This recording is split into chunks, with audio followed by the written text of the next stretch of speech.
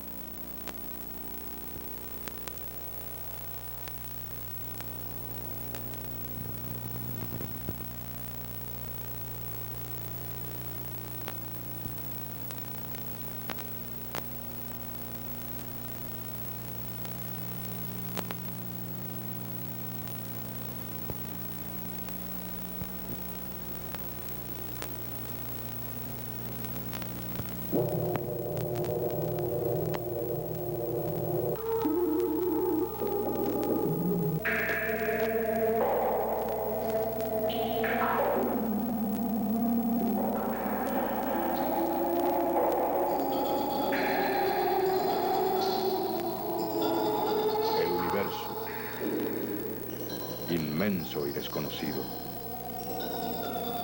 adornado con el brillo de millones de soles similares al nuestro, alrededor de los cuales giran millones de planetas similares al nuestro. Sabiendo esto, no es lógico admitir que por lo menos uno de esos planetas puede haber desarrollado vida inteligente y similar a la nuestra. Y no es posible también que al igual que el hombre envía sus astronautas a la Luna, estos seres envíen sus naves a nuestra Tierra.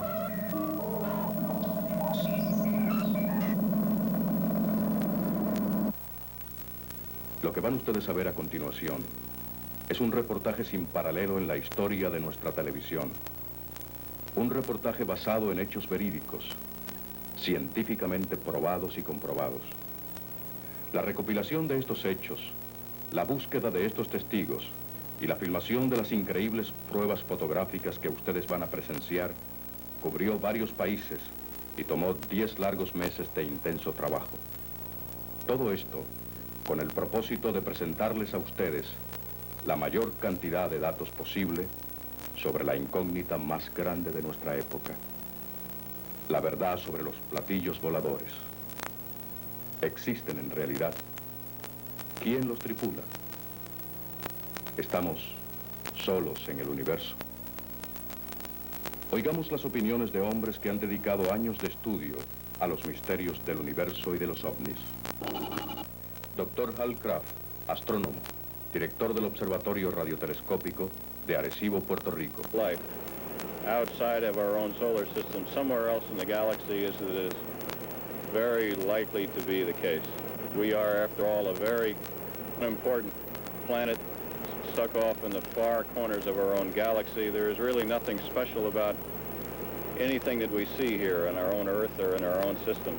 There's no reason to believe that what has happened here on Earth could not happen in millions of other places within our own galaxy or in galaxies further on. Padre Salvador Freixedo, sacerdote. Por cálculo de probabilidad, que hay solo en nuestra galaxia como 10 millones de planetas en los cuales las condiciones para la vida son similares a los de la Tierra. Estos son los astrónomos más conservadores. Doctor Carlos Busquets, parapsicólogo. Yo creo en la existencia de los objetos voladores no identificados. Señor Carlos Ochoa, fundador de la Hermandad Espacial de la Nueva Era. No creo, afirmo en la existencia de los platillos voladores. Señor Félix Zuria, director y publicista. Los platillos no es un acto de fe, no se creen ellos, se estudian. Ingeniero Noel Rigau, agrónomo. El cúmulo de estudios a través de 10 años y toda la evidencia que he podido recopilar y las personas que he entrevistado en el curso de ese tiempo me han llevado a la conclusión de que es una realidad. Señor Walter Mercado, astrólogo. Pero no me alejo de pensar siempre que según la Tierra está habitada, tiene que estar habitado otros planetas. Es que son enormes las galaxias que existen en el universo. Arquitecto William Santana, coordinador del Centro de Estudios de Objetos Voladores No Identificados. Ha habido avistamientos de objetos desplazándose por el aire, aterrizando y en algunos casos volando muy cerca de los testigos. En otros casos se ha observado la presencia de seres extraños, en algunos casos similares a los humanos, que ocupan estas naves y descienden de ellas. Las opiniones de estos hombres son el producto del estudio minucioso de los hechos. Hechos tan contundentes como los siguientes. Fotografía de la NASA 65H1013, tomada desde la cápsula Gemini cuarta por el astronauta James McDivitt en junio 4 de 1965 sobre la isla de Hawái. En ella se ven dos objetos moviéndose simultáneamente y dejando dos estelas idénticas. Fotografía de la NASA 62 MA746, tomada en mayo 24 del 62 por el astronauta Scott Carpenter desde el interior de la Aurora 7. En ella se ve un objeto cilíndrico del que sale un objeto discoidal. Esta foto y la siguiente fueron tomadas desde Monte Palomar por el astrónomo amateur George Adamski. En ella podemos ver una nave cigarro o nave nodriza, similar a la retratada por Scott Carpenter. En esta otra foto vemos cuando los platillos abandonan la nave nodriza.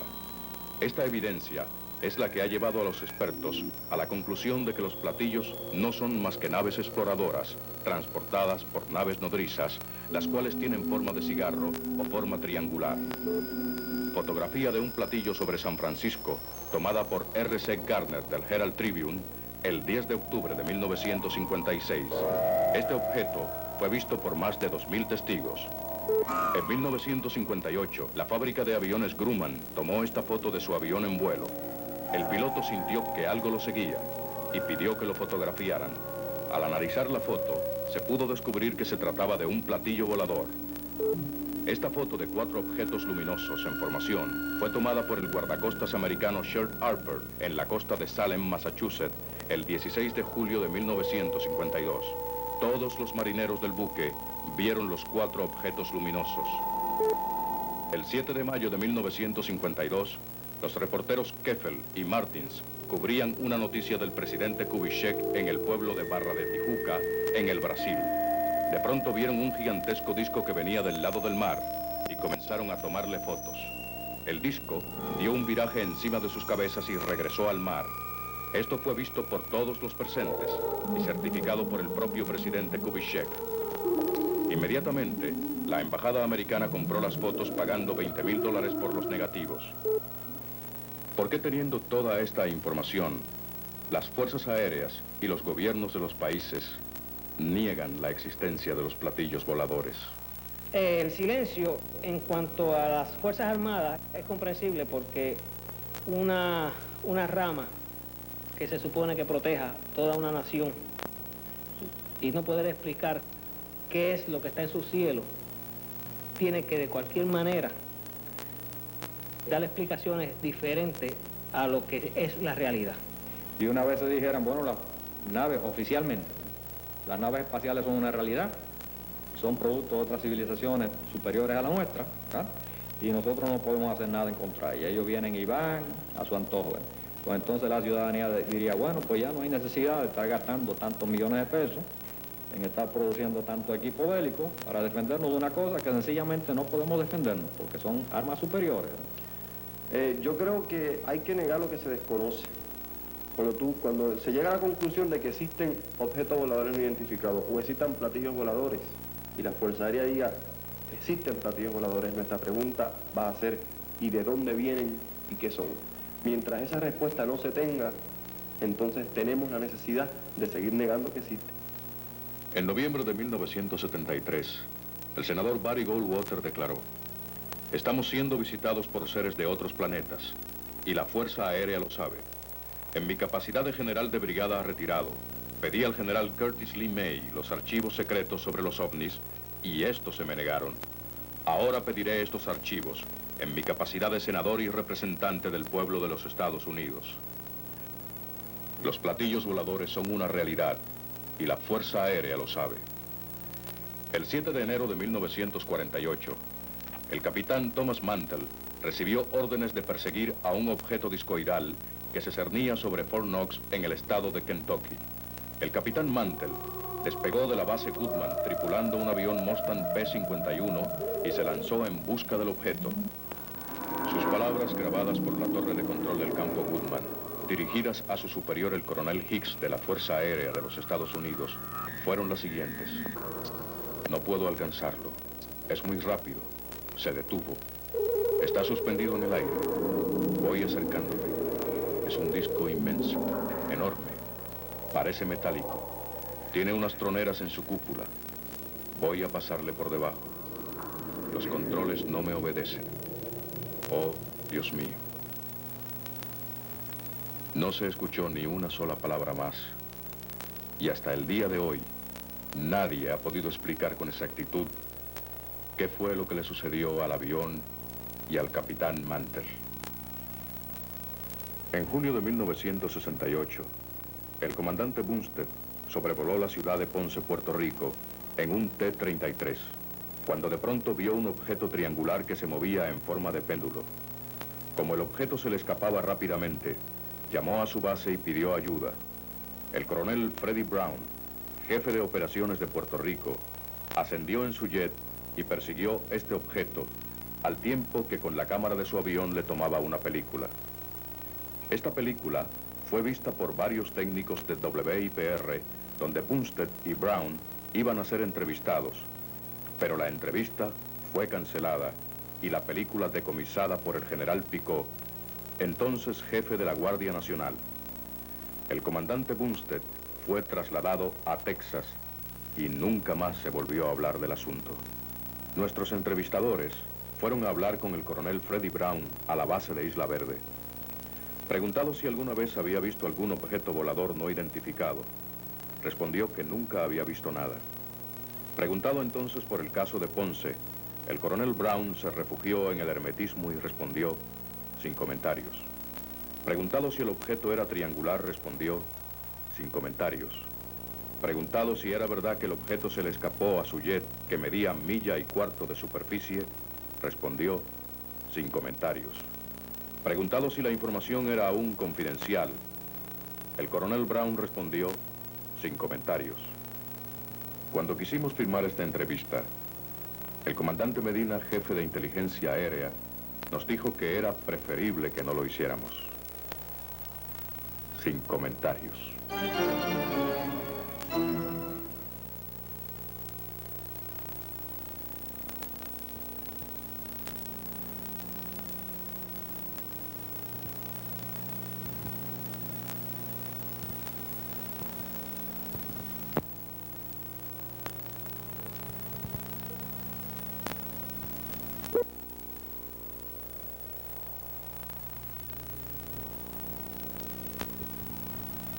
El tema de los platillos voladores y de la visita de seres de otros planetas no es nuevo. El relato que hicimos al principio de la visión de Ezequiel no es la única evidencia que existe en la historia de la visita de estos seres. Hay pruebas asombrosas de su paso por la Tierra, pruebas que ningún gobierno ni ningún científico se ha atrevido a negar.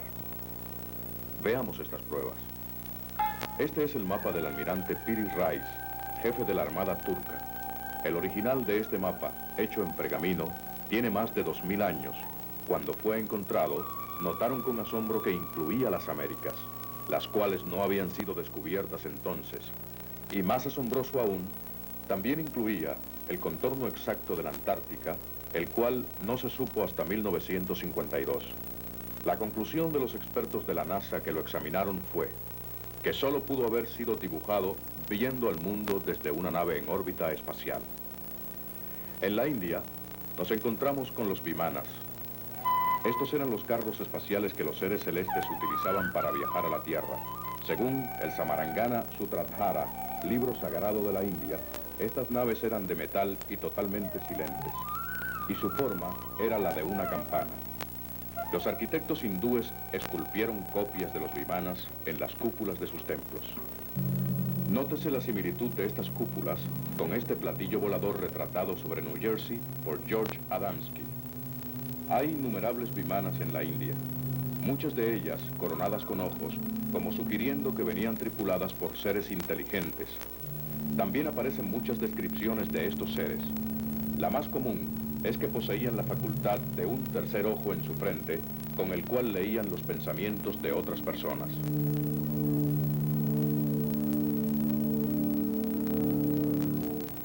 Antes de que usted comience a dudar, observe la prueba que estos seres dejaron de regalo en la India. Esta columna de hierro, que tiene cerca de 3000 años, la cual ha sido examinada por cientos de científicos de todo el mundo, sin que ninguno de ellos haya podido descubrir por qué, a pesar de estar construida de hierro común, esta columna es totalmente inmune al óxido. Algo que nuestra ciencia moderna todavía no puede lograr.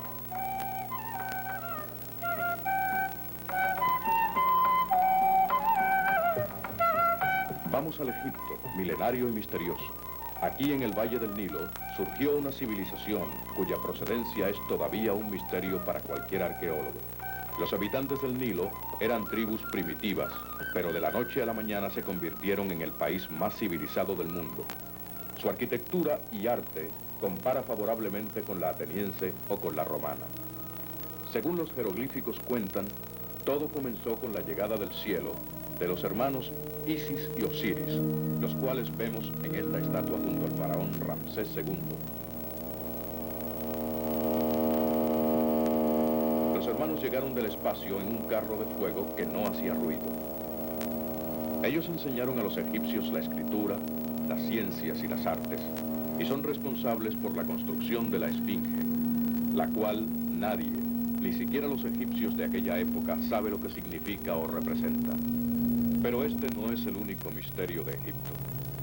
Las 3 pirámides, cuya construcción presenta un gran problema, aún con los recursos que tenemos hoy en día, es otro enigma. Las pirámides no son tumbas, y nadie sabe su propósito. Tampoco nadie se explicaba cómo, estando todos estos túneles decorados con jeroglíficos y pinturas, los techos de estos están totalmente libres de marcas de humo de las antorchas. Y ningún arqueólogo quiso creer la historia que decía que Isis y Osiris habían regalado al pueblo egipcio la luz que no quema, la electricidad. Pero el mundo tuvo que aceptarlo cuando estos restos fueron hallados en Keops, los cuales están a la vista de todos en el Museo de Bagdad, y son nada menos que los restos de una batería eléctrica que tiene más de 5000 años.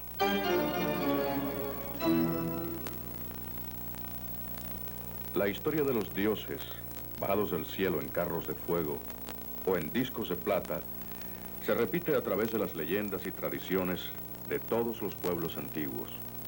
Y en muchos casos, los artistas de la época han dejado pruebas pictográficas del avistamiento de estos seres y sus naves. Por ejemplo, en este fresco que data del siglo XVI y que fue pintado en el monasterio de Dejansky, en Yugoslavia, los ángeles que el artista pintó viajaban en platillos voladores, dentro de los cuales se pueden distinguir extraños instrumentos de vuelo.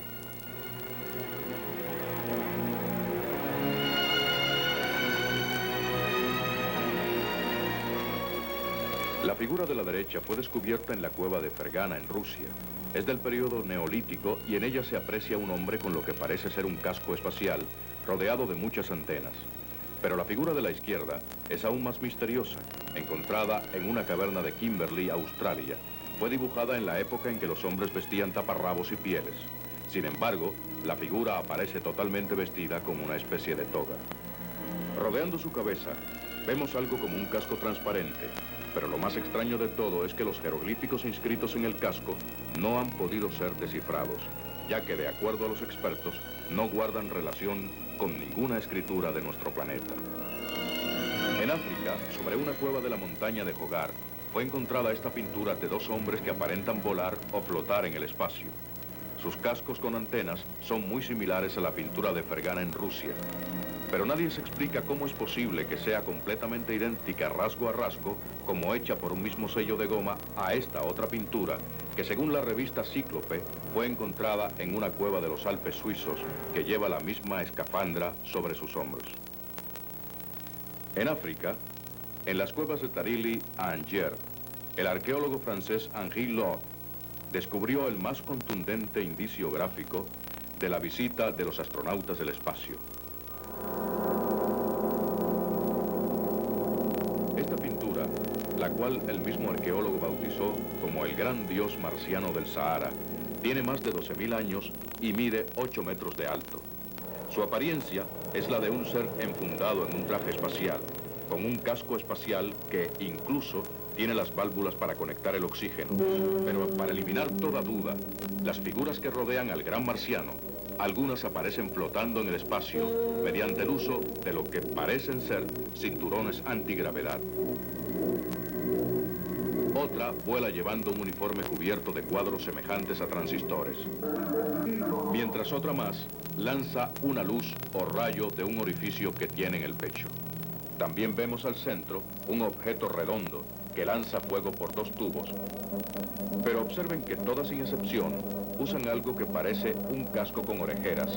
Y abajo, observándolo todo, hay 3 hombres que corren asustados mientras miran al cielo. Más reciente que las anteriores pinturas rupestres es este grabado de fines del siglo XVI. El mismo presenta el primer avistamiento de platillos voladores que se registró en la historia con los nombres y apellidos de los testigos. Tuvo lugar en la ciudad de Basilea el día 7 de agosto de 1566. Ese día, los habitantes de la ciudad tuvieron la oportunidad de ver cómo el cielo se cubría con discos blancos y negros, los cuales parecían provenir del centro del sol. Los reportes del incidente dicen: los discos de un color negro metálico eran perseguidos por discos plateados. 2 de ellos se enfrascaban en una intensa lucha sobre la ciudad, lanzándose rayos, hasta que uno de ellos explotó, abriéndose como una enorme rosa de humo. Estos son los legendarios hombres capa. Según los testigos, estos seres que vivieron en los cañaverales del Japón eran bípedos. Sus pies eran palmiformes como los de un pato. Su piel era negra y brillante. En sus cabezas llevaban un casquete con 4 agujas. Sus manos tenían solo 3 dedos y estos eran de metal y tenían la apariencia de palancas de cangrejo. Y por último, su nariz era en forma de trompa y se unía en su espalda a una caja o cofre. Y vivían bajo el agua. El profesor Komatsu Kitamura, destacado arqueólogo, quien investigó la evidencia, dijo: no cabe duda que estos seres vinieron del espacio y de acuerdo a las pruebas que he visto, he concluido que su lugar de origen no puede ser otro que el planeta Venus. En Sudamérica, recientemente se ha hecho un gran número de descubrimientos arqueológicos de las civilizaciones Inca y Maya, que ligan estas íntimamente con el misterio de los visitantes del espacio. Uno de los más impresionantes es la Gran Puerta del Sol de Tiwanaku, legendaria ciudad que ha sido desenterrada en Bolivia. Esta puerta fue construida hace más de 12.000 años y los signos inscritos en sus piedras relatan la historia de visitantes de otro mundo más civilizado y de sangre muy diferente a la nuestra, los cuales ayudaron a los indios a construir su ciudad. Estos seres, además de dejar construido un sistema de alcantarillado comparable con el de la ciudad de Nueva York, también dejaron a los indios su calendario, el cual está tallado en la puerta. Este calendario ha sido una de las mayores sorpresas que ha recibido el mundo científico, ya que cuando fue descubierto, se comprobó que se trataba de un calendario basado en los días y en las estaciones del planeta Venus.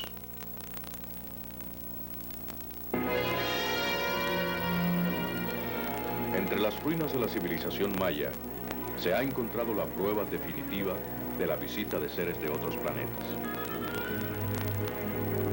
En esta pirámide encontrada en Palenque, Yucatán, se ha descubierto una historia increíble. Se dice que este templo fue construido en honor del dios que se quedó, un dios maya que no pudo regresar al cielo porque su carro de fuego no podía volar y se quedó viviendo entre los indios más de 30 años, al cabo de los cuales, según la leyenda, murió de nostalgia al no poder volver con los otros dioses. Dentro de la pirámide de Palenque, los arqueólogos encontraron algo extraordinario. La lápida de la tumba de este dios, una piedra monolítica que pesa 20 toneladas y que cubre una fosa funeraria de cerca de 25 pies de largo. La tumba se encontraba en el mismo centro del templo, pero lo verdaderamente sensacional fue el descubrimiento de lo que está tallado en la lápida. En ella se puede ver la armazón de una nave espacial. Por los tubos de escape se ve saliendo fuego y al frente, como indicando su destino, se aprecia el símbolo del sol. Pero lo más interesante de todo es el piloto. Este viste ropas mayas y está sentado en la clásica posición de vuelo de los astronautas. Lleva puesto un cinturón de seguridad y sus pies pisan unos pedales mecánicos, al tiempo que sus manos manipulan los controles de la nave. Frente a sus ojos vemos lo que parece ser un visor y frente a su boca el detalle increíble de un micrófono. Todo esto tallado en una piedra que tiene más de 5.000 años. Véase la similitud del hombre de Palenque con este otro dibujo hecho por la NASA de nuestros propios astronautas. Indudablemente, el hombre de Palenque prueba rotundamente que el dios que se quedó no era más que un pobre astronauta espacial cuya nave se accidentó en la Tierra y que nunca pudo regresar a su propio planeta.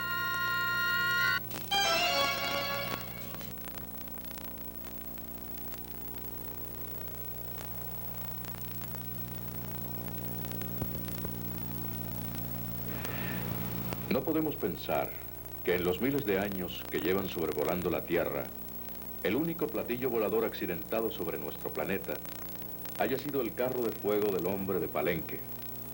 Hay evidencia de que han sido varias las naves accidentadas y en muchos casos, estas han sido recobradas por las autoridades. Porque en Noruega cayó un objeto volador no identificado en una de las islas de Noruega, pertenecientes a Noruega. Entonces Noruega lo cogió, lo empezó a estudiar, pidió ayuda a Estados Unidos, pidió ayuda a Inglaterra. Llegaron los científicos de Estados Unidos y de Inglaterra y silencio total. Había un coronel mexicano que él decía: yo fui designado por el gobierno mexicano para entregar un platillo que cayó en suelo mexicano por desperfectos mecánicos. Yo personalmente fui el oficial designado para hacer el traspaso al personal del gobierno de los Estados Unidos que vino a hacerse cargo de aquel platillo. ¿Y los tripulantes de este platillo? Los tripulantes, a pesar de que estaban todavía, todavía no se habían descompuesto, pero se habían quemado, ¿no? El doctor Hynek, asesor de la Fuerza Aérea de los Estados Unidos, declaró: en la noche del 10 de diciembre de 1966, Cayó un platillo volador en Kersburg, Pensilvania. La caída fue detectada por el escuadrón de radar 662DO del ejército. La nave estaba hecha de un metal desconocido.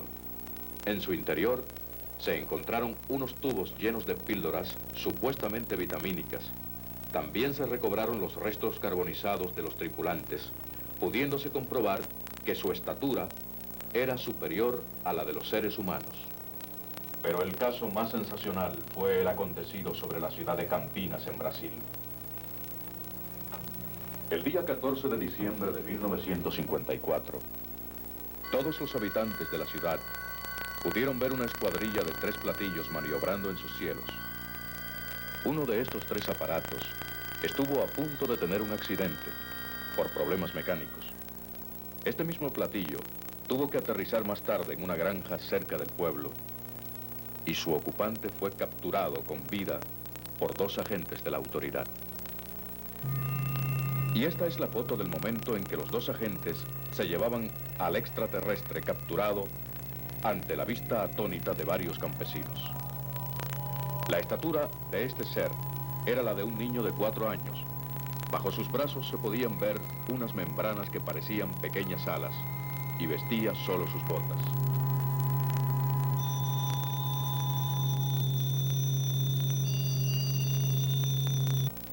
Esta historia nunca ha sido confirmada por las autoridades. ¿Qué sucedió con este ser después de ser capturado?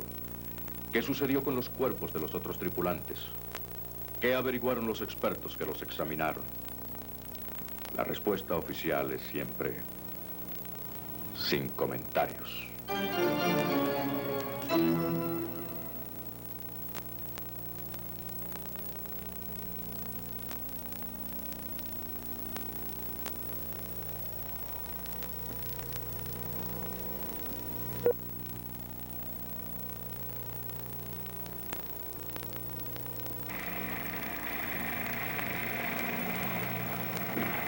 Los platillos voladores han estado visitando Puerto Rico por varios años.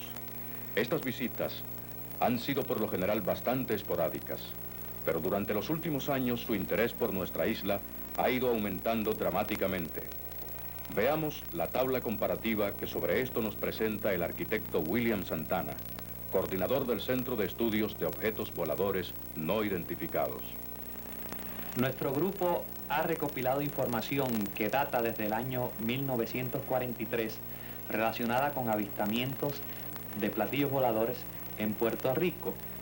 De ahí podemos llegar hasta el año 1964. Entonces, observamos que entre el año 71 y 72 surge un brinco tremendo en la gráfica. Quiere esto decir que en el año 72 se registró un gran número de avistamientos.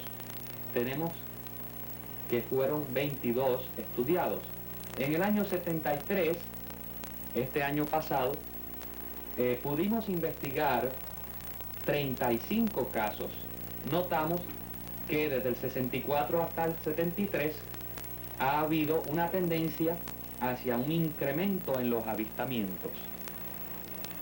Vamos a aclarar que esto que estamos presentando aquí son casos que hemos investigado y que hemos analizado y que tenemos suficiente información como para llegar a la conclusión de que son casos genuinos.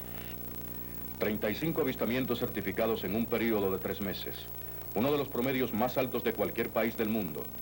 Las personas que vamos a presentar a continuación son los testigos de algunos de estos avistamientos, ciudadanos honestos cuyo testimonio sería tomado en cuenta por cualquier tribunal de justicia. Pasemos a los testigos. Sargento mecánico de la Fuerza Aérea de los Estados Unidos, Juan Huertas, 26 años de experiencia dando servicio a todo tipo de aeronaves. En la tarde del 10 de enero del 74, el sargento Huertas, un testigo que no puede ser engañado por un avión o helicóptero, pudo ver un platillo volador directamente encima de la Guardia Nacional Aérea en Isla Verde. Oigamos su declaración. Los muchachos me llamaron la atención hace poco para ver algo brillante aquí al suroeste del frente de mi casa, que queda aquí en James Bond, 1009. Y yo vi una luz brillante como oro un color muy raro durante el día, a las 3:30 de la tarde, que es una hora que el sol estaba bastante brillante, era un día bien bonito. Ahora como una semana. Y yo vi el objeto, pero era como vamos a decir, un lucero. No le vi forma porque estaba muy lejos. A 2 días después sucedió una cosa parecida, pero esto fue al lado contrario, en la misma dirección, pero contrario, o sea, al noreste. Este objeto, yo digo que era un objeto porque yo estaba sentado en el balcón y vi algo que me pareció un avión y me quedé mirándolo tranquilo, pero que noté que como que se paró. Y pues debe ser un helicóptero. Pero noté algo raro en él, que no hacen los helicópteros y tan rápido, que empezó como a ladear. Estamos bastante convencidos que aquello no era avión porque de pronto, mientras estaba ladeando, nos dio la cara. O sea, en vez de estar de canto como estaba, cambió. Y nos dio la cara y era completamente redondo. Y estaba exactamente mucho más atrás, en la misma dirección que está nuestra Guardia Nacional Aérea. O sea, sobre el aeropuerto, o sea, sobre el mar, vamos a decir. Para mí no era avión. Era imposible que fuera un avión. En octubre del 73, el fotógrafo profesional William Rosario salía del recinto del Colegio de Mayagüez cuando vio sorprendido este platillo volador que se dirigía directamente hacia él. Rosario tomó estas fotografías, las cuales posteriormente fueron publicadas por la prensa del país. El platillo dio un rápido viraje frente a él y se dirigió hacia el mar, donde se perdió. También en octubre del 73, el señor Marcos Ayala, camarógrafo y productor de Telemundo, Canal 2, vio un platillo volador cuando se dirigía a su casa en compañía de su familia. Este platillo casi aterriza encima de su automóvil, por lo que todos sus ocupantes pudieron verlo en detalle. Oigamos sus palabras. Cuando íbamos ya dentro de las 2 piedras que dividen la carretera hacia Loíza Aldea, pues en el cielo, como a 400, 500 pies, vi una luz que estaba estática, no se movía, y me llamó mucho la atención por su brillo. ¿Qué clase de lugar era? Era una luz muy brillante, como dividida. Era como 400 o 500 pies hacia arriba, bastante alto. ¿Cerca del mar?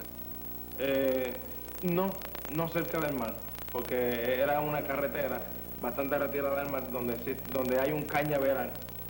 ¿Y qué pasó con el cañaveral? Entonces, pues, el ver esa luz parada ahí, pues, y su brillo me causó mucha impresión, y entonces le dije a Freddy, bueno, vamos a pararnos aquí un momento, y a mi mamá, y nos bajamos del carro. Entonces, como un minuto después de estar mirando la luz, pues se inclinó como a 45 grados y comenzó a moverse. ¿A qué hora era eso? Eso era entre las 6 y las 6:15 por ahí. ¿De la noche? De la noche. Semioscuro ya. Entonces, pues inmediatamente que comenzó a moverse la luz, pues se apagó. Yo le dije a Freddy, bueno, Freddy, esto se apagó, esta luz se apagó, pues vámonos. Pero la sorpresa fue grande, ya que vi de nuevo la luz frente a nosotros, bastante distante, ya como algunos 900 pies, retirado y alto. Entonces le dije, bueno, Freddy, ya se va, la luz se va y no... Pero seguía viéndolo. Entonces la luz lo que hizo fue que se fue acercando hacia nosotros. ¿Qué forma tenía la luz? Bueno, era redonda. A medida que se iba acercando a nosotros, iba bajando y acercándose más. Y lo vi ya tan cerca, como eso de 200, 100 pies, tan cerca. Era enorme, enorme como una casa. Entonces sí pude distinguir las luces que estaban a su alrededor. Al usted verlo de ese tamaño y con esa luz tan incandescente, ¿cómo usted lo describe? ¿Se iluminaba el sector donde ustedes estaban estacionados? No se iluminaba. Simplemente veía las luces a su alrededor. Entonces...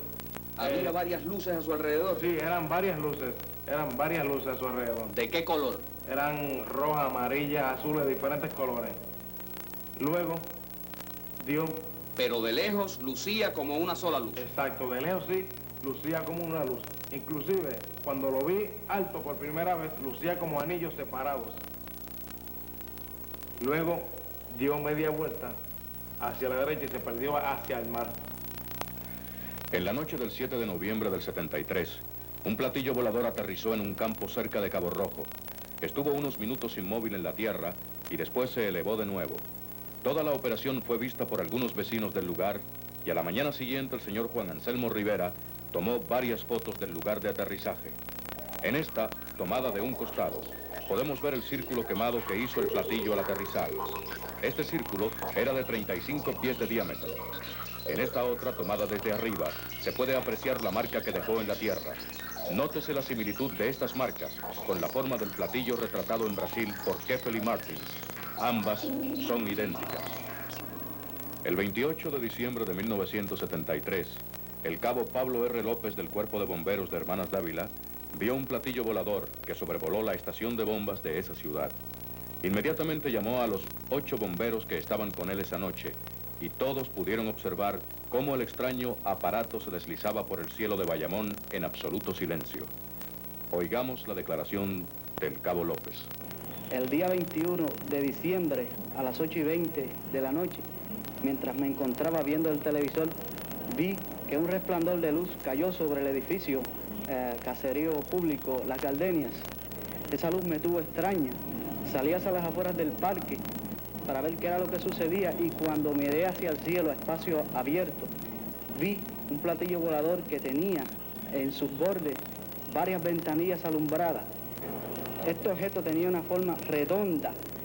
En la parte de arriba tenía la forma como de la bóveda del Capitolio, algo parecido como de 3 pisos, y en la parte de arriba tenía una luz como fosforescente.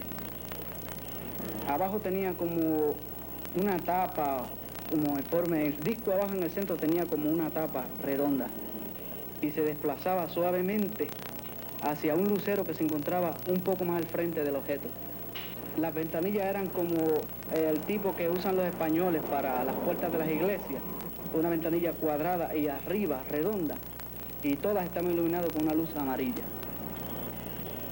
Bueno, yo creo que hay varios compañeros, como el compañero Carrera, que también presenció el objeto en esa noche, ya que al verlo, pues lo llamamos a él y él fue uno de los primeros que salió a ver el objeto.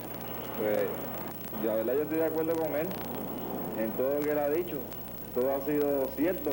Hubimos 8 bomberos que lo vimos, con él 9, ¿entiendes?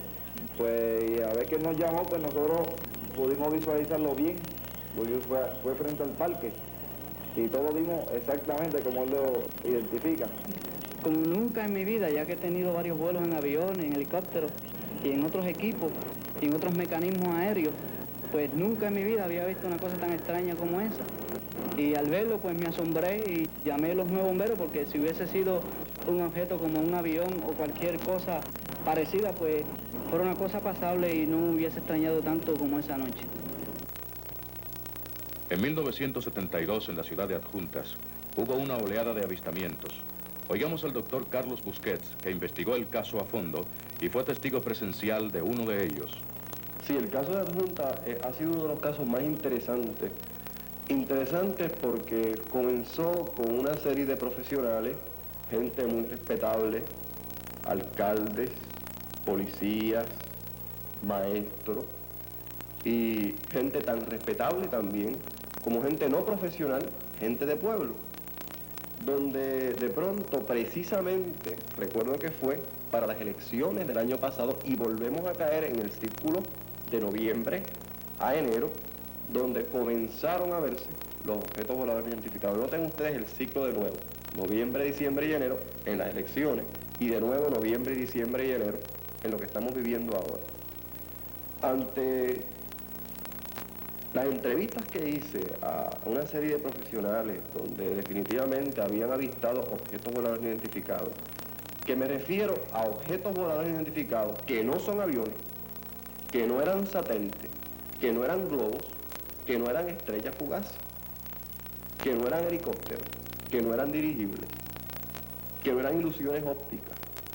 O sea, a eso me refiero yo a un objeto volador identificado, a una cosa que descarta todas las posibilidades que sea una cuestión terrenal y que entonces nos pone en una duda de qué en realidad se trata. Pues a ese tipo de objeto volador identificado definitivamente en adjunta una serie de personas. Yo te diría una serie, yo te diría que más de 500 a 600 personas vieron los objetos voladores no identificados. Este fue el platillo volador que se vio en Adjuntas en enero 23 del 72. Una familia que prefiere mantener su nombre en secreto, estando de paseo por el campo, vio este extraño objeto suspendido en el aire sobre sus cabezas. Al decir de los testigos, la nave se movía muy lentamente entre los árboles y hacía un ruido muy leve, como un zumbido, como el ruido que hace un trompo al girar.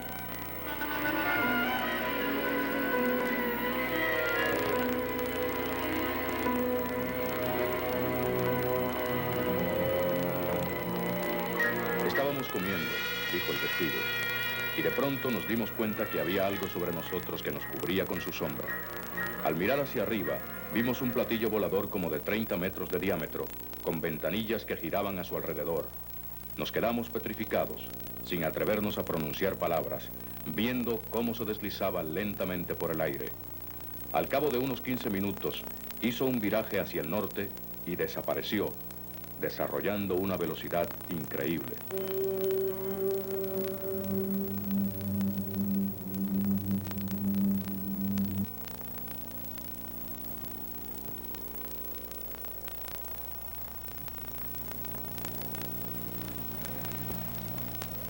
Y ahora vamos a presentarles el caso más completo y más documentado que se haya dado en Puerto Rico en cualquier época. De este caso, hay más de 200 testigos visuales. Sucedió el 3 de enero del 74 a las 8:30 de la noche en la calle Guillermina en la urbanización Flamingo Terras de Bayamón. Un platillo volador se detuvo en la quebrada que existe en esa calle a solo 25 pies de altura y estuvo en el aire por más de 15 minutos, siendo visto por todos los residentes de esa calle. Oigamos las declaraciones de los vecinos de la calle Guillermina.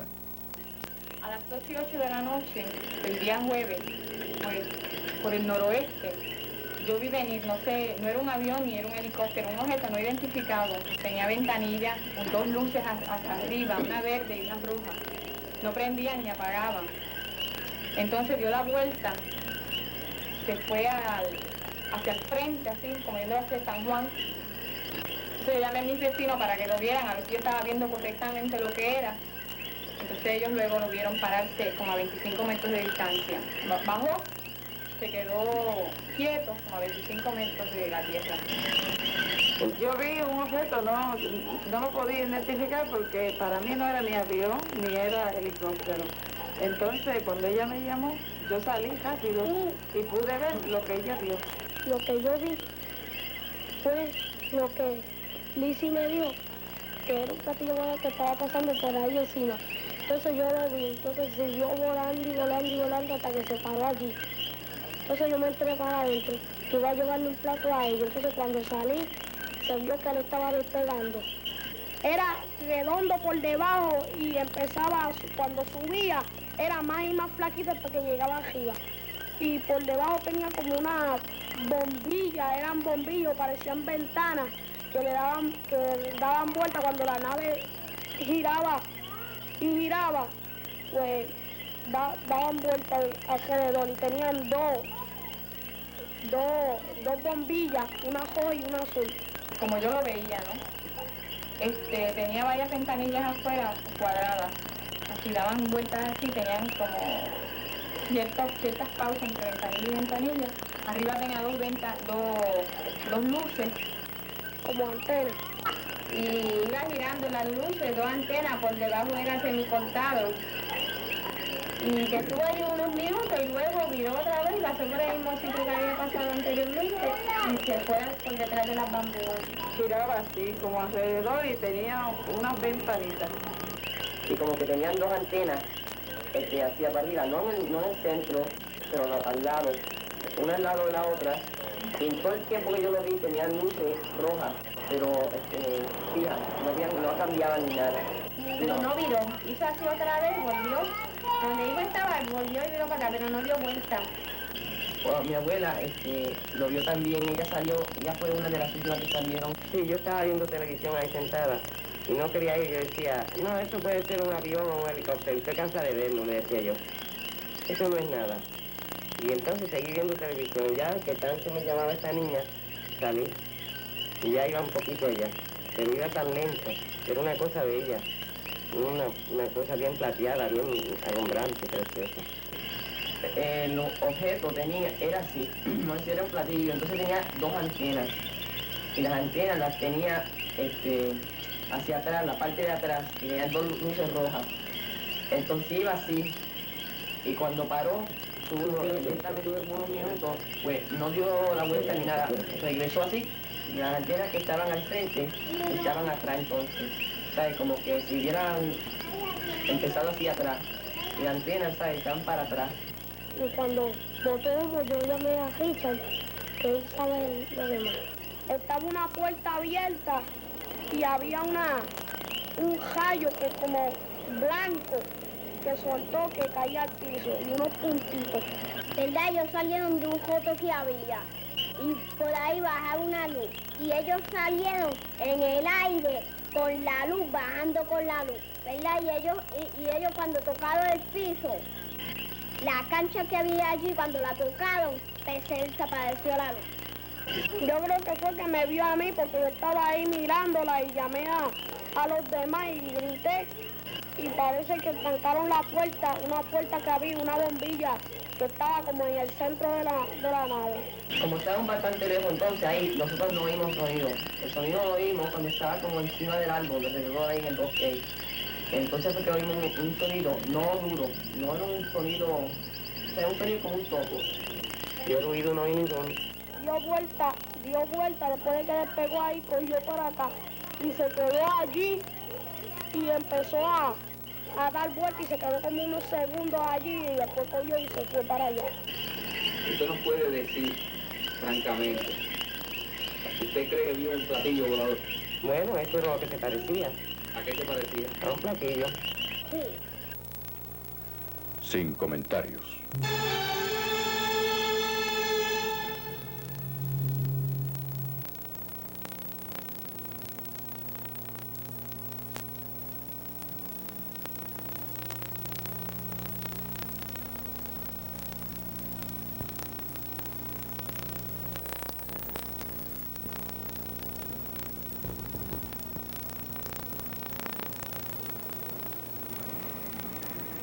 La película que ustedes van a ver a continuación es una prueba concluyente y definitiva de que Puerto Rico está siendo visitado por los ovnis. Esta película fue tomada accidentalmente durante la filmación de un comercial, específicamente durante el comercial de Rompa lo Viejo Noche y Día, el cual ha sido visto por ustedes en las pantallas de sus televisores. Para este comercial se necesitaba una escena en la que la ciudad se fuera oscureciendo poco a poco. Para lograr esto, se instaló la cámara de cine en el último piso del Puerto Rico Sheraton y se dejó funcionando durante 24 horas, apuntando hacia el edificio de la Eastern Airlines, que es el edificio blanco que ustedes van a ver en el centro de sus pantallas. Nadie notó nada extraño esa noche, pero cuando la película se reveló, hicimos un descubrimiento asombroso. Allí, y ante nuestros ojos, estaba la única prueba fílmica de un ovni cruzando silenciosamente el cielo de Santurce. Estos son los edificios de la ciudad de Santurce, y eso que pasa volando es un avión. Nótese sus luces y la silueta de su estructura contra el cielo. Y ahora fíjense bien. Ahí está, un ovni sobre Puerto Rico. Primera vez en la historia que este acontecimiento es captado por una cámara de cine. De más está decir que esta película ha sido analizada por decenas de expertos y todos ellos han concluido que se trata efectivamente de un ovni volando sobre Puerto Rico.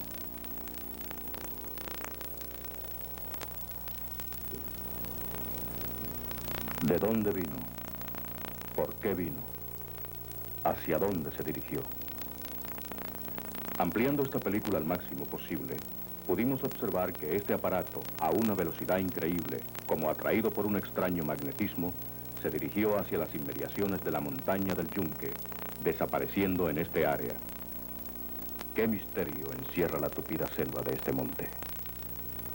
¿Qué esconde este lugar que antiguamente fue sitio sagrado de nuestros antepasados y que aún hoy es testigo de los más extraños sucesos? ¿Será cierto lo que dicen algunos, que el yunque fue y sigue siendo una de las bases secretas de los seres del espacio? El misterio del yunque.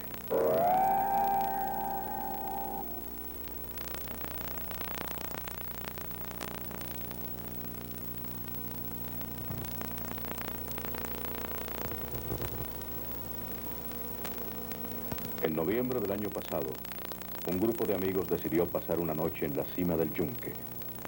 El grupo estaba compuesto por profesionales de distintos ramos. Entre ellos había 2 ingenieros, 2 maestros, un catedrático universitario, varios estudiantes y un capitán piloto de una compañía comercial. Dejemos que el capitán Juan Pedro Jiménez nos relate la extraña aventura vivida por ellos en aquella inolvidable noche de pesadilla. Se encontraron 2 ingenieros, el señor Heriberto Ramos, el otro ingeniero no recuerdo el apellido, el señor Jaime Natal, que es profesor de escuela, mi hermano y el novio de mi hermana, que son estudiantes de la Universidad de Puerto Rico, 3 estudiantes de escuela superior y mi persona.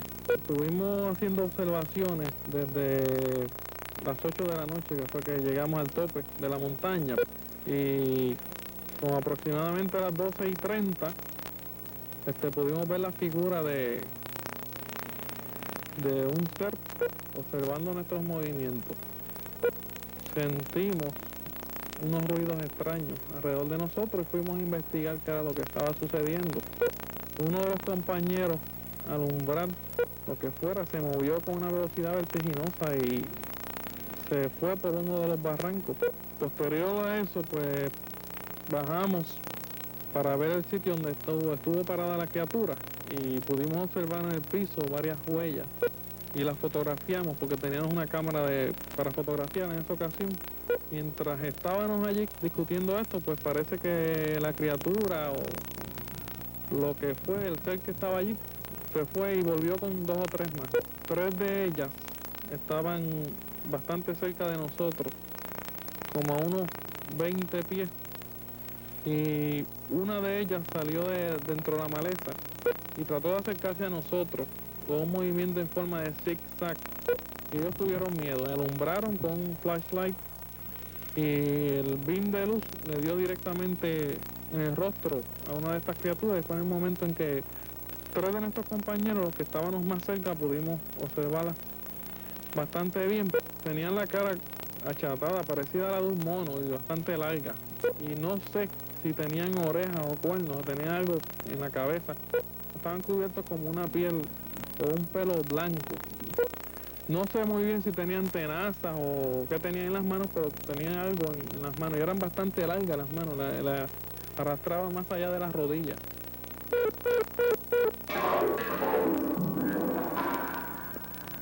Lo del yunque lo han mezclado directamente con la cuestión de los objetos voladores no identificados, e inclusive sé que en estos momentos hay muchísimas familias que no llevarían a sus niños al yunque por temor a que desaparezcan. Los tripulantes de ovnis, que han visto mucha gente bajar de los ovnis, se presentan así por el estilo, son más bien bajitos, barrigones, pequeños, a veces parecen más diablos, a veces parecen ángeles, a veces parecen seres como hadas, qué sé yo. Bien, pues el que quiera leer manifestaciones allá en la Edad Media de los duendes, verá que los duendes, uno de los deportes preferidos de ellos era llevarse niños, que no volvían. Llevarse niños. ¿A dónde los llevaban? Misterio. No nos atacaron. Si hubiesen querido hacerlo, lo hubiesen hecho porque eran bastantes y nos tenían rodeados. Estaban por diferentes partes y lo pudimos comprobar al amanecer porque encontramos las huellas de ellos por todo el camino. Y después de estas cosas que ha habido aquí en el yunque, esas apariciones de esa gente que tenía bastante de duendes, el fenómeno que se apareció en los periódicos y que es bastante más complejo de lo que aparece a primera vista, y yo creo que es perfectamente real. Yo al ver aquello enseguida lo relacioné. No, estos son los causantes de la desaparición de niños, como en la Edad Media eran los causantes de la desaparición de niños. Pero a un niño indefenso en un bosque, pues es posible que una de estas criaturas lo pueda coger y llevárselo. Esto ha sido considerado como tragedia, porque de hecho es tragedia para los padres, ¿verdad? Pero podemos asegurarle a esos padres que esa tragedia que han sufrido tendrán su recompensa por ello, porque verán el retorno de esos hijos. Yo he podido entrevistar a ciertas personas que estuvieron relacionadas con la desaparición del niño como empleados de este bosque aquí en el Yunque, y según ellos me explicaron, pues sí puede haber cierta relación. No solamente en el Yunque, sino en Puerto Rico, me preocupa que hace muchísimo tiempo niños de estas edades, especialmente de 6 a 11 años, se han desaparecido y no se ha vuelto a saber absolutamente nada más de ellos. Es triste decirlo, pero la mayoría de los casos en que hay un contacto bastante cercano, en que hay conversación, acaba mal. Bueno, de capturar, eso será imposible. Uno de los desarrollos más extraños del fenómeno OVNI ha sido el de los contactos. Estas son personas que, sin haber demostrado anteriormente ningún interés particular por estas cosas, de repente comienzan a escuchar voces dentro de sus mentes, mensajes telepáticos enviados a ellos por los tripulantes de los platillos voladores. Estos contactos están siendo estudiados muy atentamente por autoridades científicas de varias naciones del mundo. Entre las personas sin tacha que se han convertido en contactos, se encuentran casi todos los sacerdotes budistas que prestan servicio en el Himalaya, incluyendo esto al mismo Gran Lama del Tíbet. En Puerto Rico existen solo 2 o 3 contactos conocidos. Uno de ellos ha accedido a ser entrevistado por nosotros. Su nombre, Jaime Camacho. Profesión, ingeniero de sonido. Contacto. Bueno, ellos me han dicho ciertas cosas que cuando me las dijeron no estaban pasando, pero actualmente están pasando, como en la posición que nos encontramos en este planeta de confusión. Pues me relataron que en estos años del 70 para adelante se iba a encontrar el planeta Tierra, el cual vivimos, en una dificultad mental, espiritual y física. Me dijeron también que íbamos a entrar en unos cambios sociales y geográficos. También me dijeron que toda confusión iba a seguir aumentando. Y yo al principio pues decía, caramba, es fuerte aceptar esto, pues son cosas que a veces uno no está preparado o quizás la encuentre muy extraordinaria. Pero efectivamente pasaron los años 70, 71 y en verdad en nuestra posición actual, en nuestro diario vivir, pues se ve que cada día hay más violencia, hay ciertas cosas que están fuera de control y en redondear todo estamos pasando una crisis mundial. ¿De dónde vienen estos seres? Bueno, para mí son seres procedentes del planeta Venus y Marte. Aunque yo he oído también otras versiones las cuales dicen que vienen de otras galaxias o de otros sistemas solares, y también puede ser posible, pues bastante vasto es el universo y bastantes sistemas solares hay. ¿Ellos te han dicho que vienen del planeta Venus o Marte? Bueno, en una experiencia que yo tuve, pues ellos me dijeron telepáticamente, porque no he tenido experiencias físicas con ellos, me dijeron que en esa experiencia que tuviera calma, que no temiera, que ellos eran seres de Marte y que estaban en un estudio en nuestro planeta haciendo una selección y preparando ciertas personas para entrar en más comunicación y quizás un contacto físico. Entonces, en esa experiencia, pues, oí la palabra Marte o planeta Marte, y la cual me dijeron también que ellos se transportaban en naves espaciales. Algunas eran parecidas a los aviones nuestros. Entonces, en esa experiencia que fue en Bayamón, pues, estuvimos un grupo de amigos y decidimos quedarnos en la casa de uno de ellos que vive en Bayamón, en un campo abierto. Entonces nos fuimos tranquilamente hacia el campo abierto como a las 12 de la noche. Entonces empezamos a hablar del tema y a compartir. Entonces en ese momento vino el contacto telepático y pudimos ver una nave. Esta nave no era en la forma en cual todas han aparecido en forma circular o en forma de disco. Esta nave era en forma de triángulo, la cual pasó como a 300 pies sobre nosotros y pudimos ver las ventanas. Entonces, debajo de la nave triangular había como un biombo, como el de la policía, pero era color anaranjado. Pero el más famoso contacto de todo el mundo lo fue el estadounidense George Adamski, el cual no solo escuchó, sino que también pudo ver, y con esta cámara acoplada a su telescopio, obtuvo la más extraordinaria foto que existe de un platillo volador suspendido en el aire. Esta es la foto que asombró al mundo, tomada desde su residencia en Palomar Gardens, California, el día 13 de diciembre de 1952. Obsérvese con la claridad con que se pueden ver los detalles de esta nave. Sus ventanas redondas, sus ruedas en forma de bolas y su distintiva apariencia de campana, la cual nos hace recordar las antiguas leyendas hindúes sobre los vimanas. 2 años después de la foto de Adamski, en la tarde del 15 de febrero de 1954, el niño inglés Stephen Derbyshire tomó esta otra foto. En ella se muestra un platillo idéntico al de Adamski en el momento en que cruzaba por encima del pequeño pueblo de Coniston, en Inglaterra. En esta otra foto se muestra la proyección ortogonal que compara las medidas de ambas naves y que demuestra que se trata del mismo aparato. 3 días después, el 18 de febrero del 54, el señor Cedric Allingham tomó 2 fotos de la misma nave cuando ésta sobrevolaba la ciudad de Lossiemouth, en Escocia. Véase sus ventanillas y su cúpula, que son muy similares a las de la nave de Adamski. Como si esto fuera poco, un año más tarde, en junio del 55, el señor Howard Menger logró fotografiar este platillo sobre el pueblo de Highbridge, en New Jersey. Puesta la foto de Menger junto a la de Adamski, se comprobó que se trataba exactamente de la misma nave. Toda esta evidencia fotográfica, proveniente de diferentes países y en diferentes años, verificó a tal punto la historia de Adamski, que este fue hasta la ciudad de Washington para entrevistarse en varias ocasiones con el doctor Wernher von Braun, director del programa espacial de los Estados Unidos. La historia que Adamski contaba era asombrosa. Decía que no solo había retratado la nave, sino que la misma había aterrizado cerca de él y que él, Adamski, había hablado con los tripulantes de esta. En esta foto podemos ver el retrato que Adamski hizo del extraterrestre con quien sostuvo la conversación. Según él, el extraño visitante le comunicó que sus propósitos eran pacíficos y que solo nos observaban para evitar que nos destruyéramos nosotros mismos. También el ser espacial le explicó cuidadosamente el sistema de propulsión de los platillos voladores, información técnica que, según Adamski, él entregó al doctor von Braun. La historia de Adamski podrá parecer extraña, pero más extraño aún es lo que sucedió cuando Adamski falleció.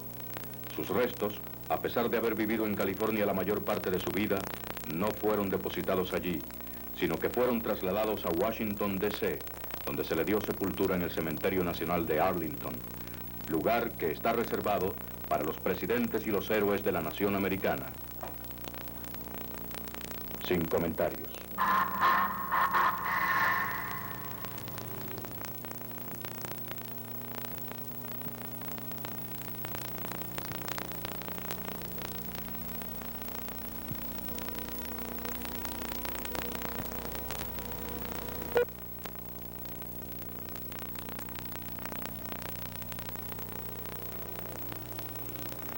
El mundo ha sido testigo de demasiados casos de avistamiento de platillos voladores para que aún estos sigan siendo considerados con ligereza.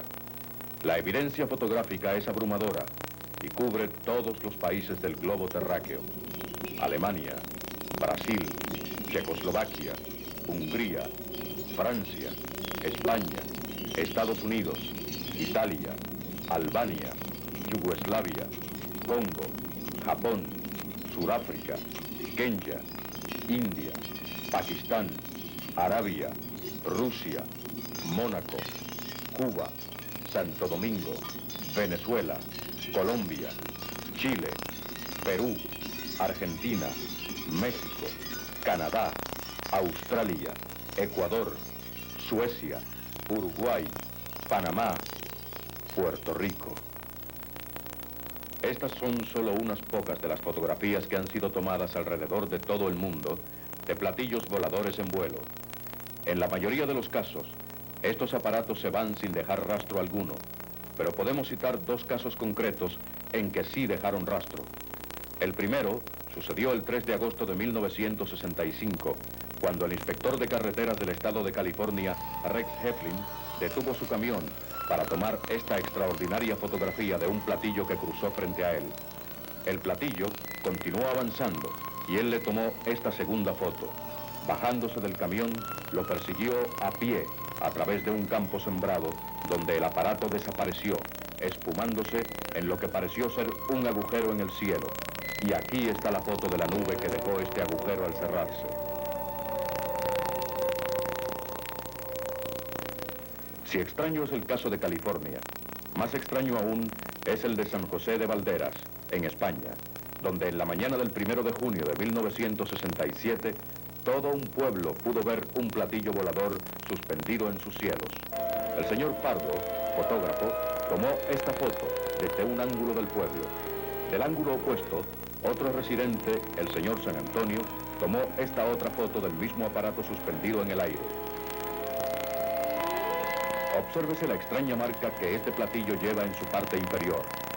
Después de esta foto ser tomada, el platillo aterrizó en una colina cercana llamada Santa Mónica. Cuando algunos valientes residentes se decidieron a ir hasta allá, el aparato levantó vuelo y huyó, dejando en el sitio varios tubos de metal. Estos tubos fueron analizados por los expertos, descubriéndose que eran de níquel al 99% de pureza. Roto uno de los tubos, se encontró dentro una extraña tira de plástico, la cual tenía impresa la misma marca que todos observaron en la parte inferior del platillo. Un mensaje quizás, no lo sabemos. ¿Qué son? ¿Quiénes son? ¿De dónde vienen? Hay tres clases de estudiosos de platillos voladores, o sea, tres clases de teoría. Una es la que se cree que son seres extraterrestres. Otra que se cree que son animales del espacio, porque casi siempre viajan en bandada. Y tres, que son seres de otra dimensión. He descubierto de que la forma de los objetos voladores no identificados tiene tantas variedades que yo creo que ya es tiempo de que dejemos de llamarlo platillo volador, porque ha quedado demostrado de que son redondos, que son cuadrados, que son en forma triangular, que son en forma de globos, que son en forma de tabaco. Yo estoy en lo que los estudios creyendo que son primero seres extraterrestres y después que son seres que pueden viajar de una dimensión a otra, pero no una dimensión espiritual, una dimensión tangible. Claro, muchas de las naves que se dice que son en tal o cual forma, pueden ser diferentes posiciones de otras naves ya conocidas. Ahora, en concreto, lo que estamos viendo en el cielo no me parece que venga de otros planetas. Y eso es lo que yo explico en el último libro, El diabólico inconsciente. Le dedico 2 capítulos. Explico la tercera teoría. La tercera teoría, ¿en qué consiste? Es muy compleja la tercera teoría, muy difícil de explicar. No creo que vengan de ningún sitio, sino que son de aquí. Yo no creo que ninguna potencia en el mundo, ni los Estados Unidos de América, ni Rusia, ni China, ni el Japón, posean ningún tipo de objeto volador no identificado que por todos los estudios que yo he hecho tenga la capacidad de moverse, de aterrizar, de elevarse a las alturas que lo hacen. Y digo esto porque sería ridículo pensar que los Estados Unidos y Rusia se están gastando billones de dólares en mandar un pobre cohete a la Luna. Pero nunca piensan en las lunas, en los satélites que las circunscriben alrededor, porque, por ejemplo, Júpiter tiene 12 lunas, y de las 12 se comprobó ahora, 4 de ellas tienen atmósfera que pueden tener cualquier tipo de vida. Date cuenta que nada menos que Marte tiene 2 lunas, que siempre se ha hablado de que están habitadas, que son Phobos y Deimos, que significan fobia o miedo, y Deimos, que significa terror. Se ha comprobado que la aparición en oleadas de naves espaciales, de discos volantes, pues coinciden con el acercamiento del planeta Marte.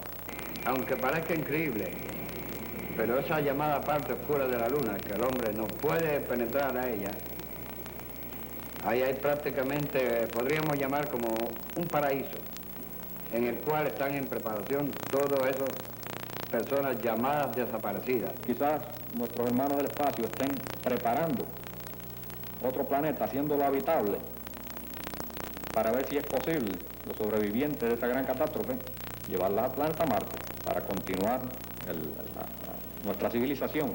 Desaparecidas físicamente y hasta violentamente, como se dice, pero que retornarán para asombro de los que los perdieron.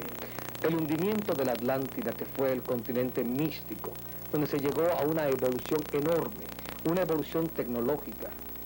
De allí surgen grandes conocimientos, se ha llegado a pensar que se desarrolló el rayo láser de energía concentrada, y llegaron también, como siempre pasa cuando uno se va desarrollando en lo material, en lo tecnológico, se aleja de lo espiritual, llegaron también a grados altísimos de inhuman, o sea, ser poco humanos. En las llamadas catástrofes que se avecinan, esa va a ser su labor de salvamento. Luego vino lo que se llama kármicamente un desastre, que fue el hundimiento de la Atlántida, pero muchos de estos científicos altamente evolucionados, los que eran altamente espirituales, pudieron escapar y refugiarse en otras galaxias, otros planetas, otros satélites, y allí luego, a los años, regresan a la Tierra, y ya esto estaba en otra forma de conducirse, en otro plano de expresión, y ya no comunicaban, no estaban armonizados a este mundo actual. Por lo tanto, simplemente se dedican entonces a observar, a mirar desde afuera, a estudiarlos. Lo mismo que en la iglesia te hablan del cielo. ¿Qué es el cielo? Bueno, pues un sitio, pero ¿qué es eso? Nadie sabe a punto fijo. Pero creemos que existe. Hay mil cosas que no vemos, pero deducimos que existen. Y el libro de la Gran Pirámide relata que por el túnel o la chimenea central de la pirámide enfoca directamente a un grupo de estrellas que se denominan las Pléyades. Y luego en los jeroglíficos de las pirámides habla de 7 sistemas planetarios, o sea, que están en 7 órbitas diferentes, comenzando con las Pléyades, que es el centro de este sistema. Luego hay 6 más, y entonces viene la gran órbita de nuestro sistema solar. Y eso corrobora que el origen de lo que existe aquí como ser humano y de los seres extraterrestres que nos visitan procede de ese punto denominado las Pléyades. Porque en todas las doctrinas, en todas las religiones, en todas las civilizaciones, siempre los dioses venían de las estrellas y en carruajes de fuego. Los extraterrestres no reconocen a ninguna religión como líder. Bueno, yo creo sinceramente que la aparición de Fátima fue una manifestación más de estas fuerzas en forma de ovni, porque la gente dice que la danza del sol le llaman. Nada de sol, porque detrás, eso está en todos los testimonios, detrás de aquel disco multicolor que giraba a toda velocidad, como se ha visto muchísimas veces girar los platillos, detrás de aquello estaban las nubes. De modo que es imposible que fuera el sol si estaba más abajo de las nubes. Creo que son definitivamente de procedencia extraterrenal. No creo que pertenezcan a nuestra galaxia. Creo que la base de ellos hace mucho tiempo está debajo del mar. Es muy posible que hayan estado fuera del mar anteriormente. Es muy posible que se trate también de los seres que le dieron los grandes conocimientos a los aztecas, a los egipcios, a los incas. Vamos a usar la palabra que constantemente me están dando. Armonía. Son buenos en el sentido que vienen de buena fe. No vienen a hacernos daño porque si tienen una tecnología superior y armas superiores a las nuestras, si vinieran en plan de conquista, pues ya no hubieran conquistado hace tiempo. Y piden armonía. Piden armonía especialmente en los matrimonios. Matrimonios jóvenes, matrimonios adultos. Piden armonía porque en esos matrimonios hay niños. Por lo tanto, tienen que haber seres en otros planetas. Y eso no limita a Dios, más bien lo hace más grande, más omnipresente, omnisciente, más grande en todos los aspectos. Porque no es nuestro Dios, es el Dios de toda la galaxia, de todos los universos. Es el Dios absoluto, grande, único, inmenso, que lo cubre todo.